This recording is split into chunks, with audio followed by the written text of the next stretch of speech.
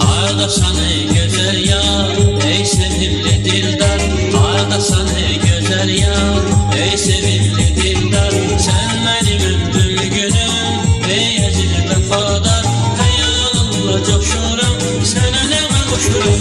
Geley benim meleğim, sen arzu dileyim. Sensiz dözmez yüreğim.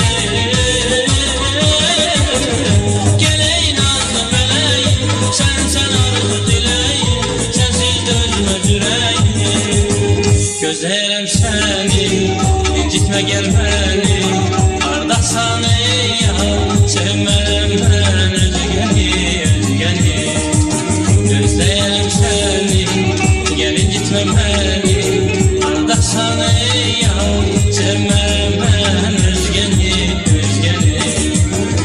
Geley benim meleğim, sen arzu dileyim. Sensiz dönmez yüreğim.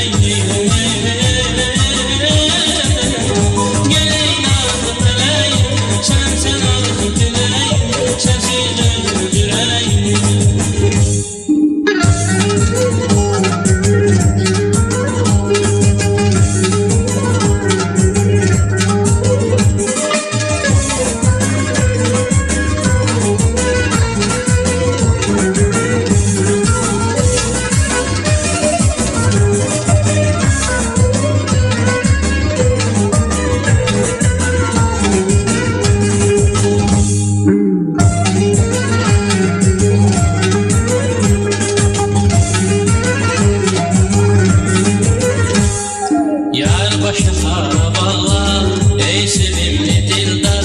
Yar başta kara bağlar, ey sevimli dildar. Bir gün görmesem yarın, yüreğimi kara bağlar. Hayalımla coşuram, sana deme koşuram. Geley benim meleğim, sen arzu dileyim. Sensiz dözmez yüreğim. Geley nazlı meleğim, sen arzu dileyim.